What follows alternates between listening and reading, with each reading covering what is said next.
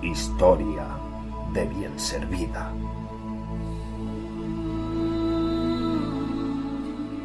El Bajo Imperio.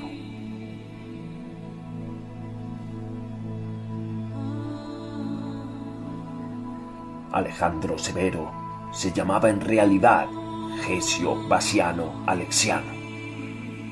Era un hombre extraño que sentía una gran admiración por todos los grandes hombres y que ofrecía sacrificios a todos ellos, especialmente a Alejandro Magno, Orfeo, Abraham, Apolonio de Tiana y Jesucristo. Cuando este hombre se vio obligado a presentar batalla a los germanos, en el año 235, en lugar de ello, hizo una vergonzosa retirada, y sus soldados le asesinaron, llenos de indignación. En España, los pequeños municipios, como era el caso del nuestro, habían perdido parte de sus posesiones debido a la política de los severos, a favor de prisioneros bárbaros, entre los que se pretendía reclutar soldados para las legiones. Y por otro lado, se habían perdido parte de los ingresos al ser dispensado del pago los colonos, los vendedores y los transportistas. De forma que a partir del asesinato de Alejandro Severo se abre un periodo de 50 años en el que se impone uno de los regímenes más brutales de la historia de Roma. De entre las clases marginadas se reclutó un ejército que fue el instrumento de máximo terror del régimen. De este ejército se extrajo una burocracia que se puede llamar militarizada, y los emperadores se suceden a un ritmo meteórico. Entonces, la más desesperada desmoralización se abate sobre la población, la cual, presa de un increíble pánico, huye a los descampados, no sin antes haber ocultado sus riquezas. Como consecuencia de ello, decae toda la economía, la agricultura, el comercio y la industria.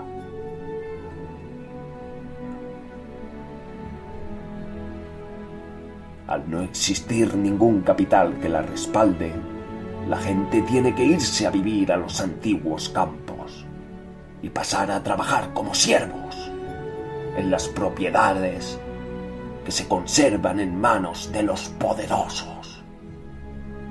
A este periodo, que se abre en el año 235, se le conoce como Gran Anarquía Militar, y tiene un carácter de auténtica guerra civil entre señores y desposeídos.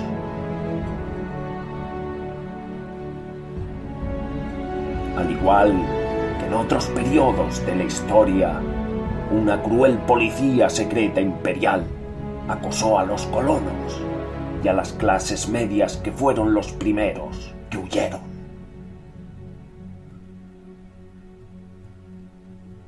Los nuevos señores eran, como antes hemos dicho, militares retirados, que comienzan a reunir grandes latifundios y que será el origen de los feudos medievales. Con todo esto, las fronteras del imperio habían quedado desguarnecidas, por lo que los bárbaros penetraron profundamente, sobre todo los germanos y los francos. En Italia, Galieno logró detenerlos, pero nadie lo hizo en los Pirineos, y a partir del año 260, al ser hecho prisionero y por ende esclavo del emperador Valeriano, los bárbaros llegaron por primera vez a España. De esta invasión se sabe demasiado poco. pero para la historia de nuestros antepasados tiene una particular importancia, pues la arqueología pone de manifiesto a diario la gravedad de aquella inesperada avalancha. Es tal que en la mitad este de la península no existe un solo vestigio romano que no presente los síntomas de la violencia de este duro periodo. Dice el libro Cartago y Roma: del saqueo y del incendio no se libraron ni las grandes ciudades, ni las aldeas, ni las villas campestres, y muchas de ellas no volvieron a rehacerse. Las villas arrasadas son invulnerables, hasta el punto de que las que permanecieron en pie constituyen rarísimas excepciones.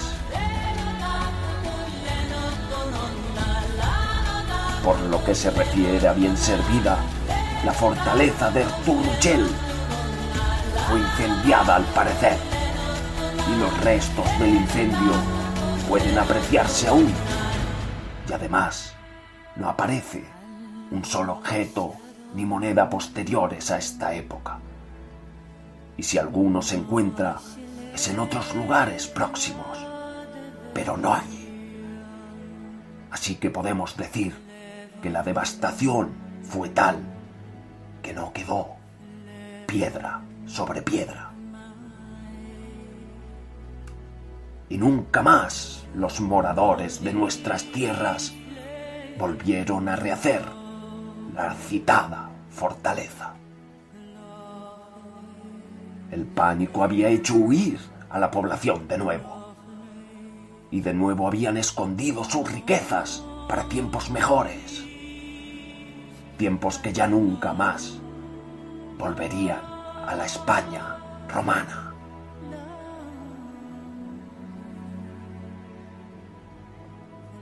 Es de suponer que muchos que murieron en el saqueo, pero otros muchos pudieron subir a las ásperas tierras de Bayonas y el Padrón, los cuales bajarían después al pueblo incipiente que se venía formando en el pequeño promontorio donde hoy se encuentra.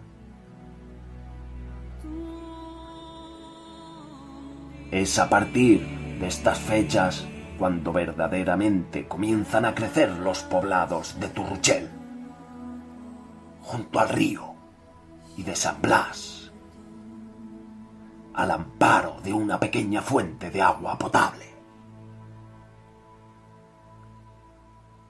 Lo que no está claro es que una tal devastación se debiera solo a los germanos, que por muchos años, y muchos que fueran, no podrían estar al mismo tiempo en todos los lugares. Y lo que se empieza a investigar es que simultáneamente hubo una terrible revolución social, que al amparo de la anarquía y con la esperanza de ser mejor gobernados, se organizaron en grandes partidas y en colaboración con los bárbaros se dedicaron al pillaje, al saqueo y al asesinato. Sea de una forma u otra, las cosas cambiaron en nuestra tierra y la fortaleza fue olvidada hasta no saber de su origen en algunos años después. Sin embargo, Turruchel fue creciendo y aún hoy pueden verse sus cimientos, que se intercalan con otros más modernos e incluso árabes, lo que indica que su población fue ya continua hasta la Reconquista, aunque también hubo pequeñas viviendas junto a los muros de la vieja fortificación y en otros lugares diseminados por el interior del valle. En el año 285 marca el final de la gran anarquía El movimiento revolucionario está finalizando cuando sube al poder Diocleciano. Los bárbaros se habían retirado a África.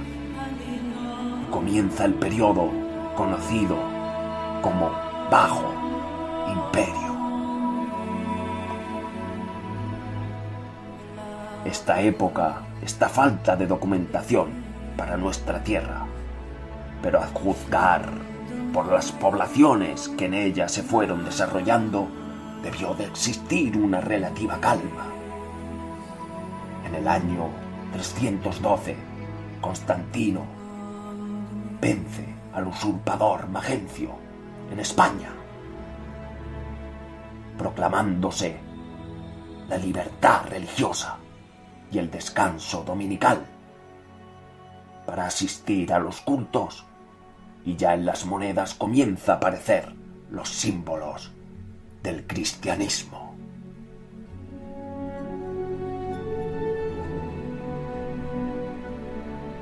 Ocupando los clérigos los más altos cargos de la burocracia estatal.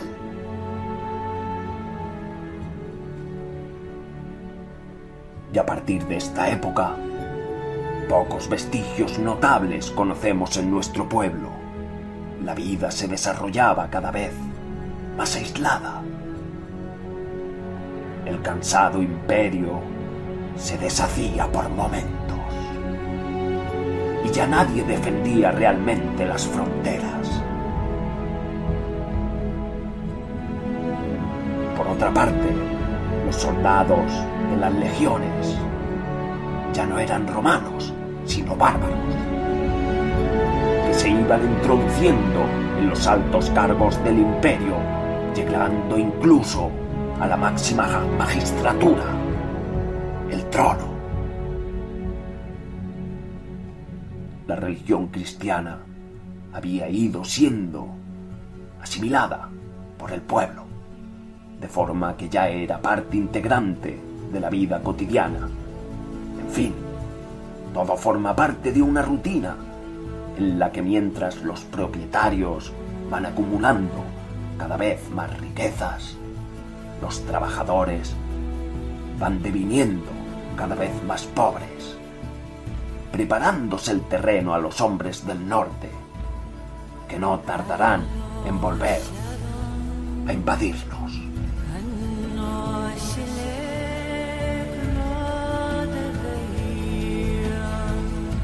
Aquí termina este capítulo. En el siguiente hablaremos de los bárbaros.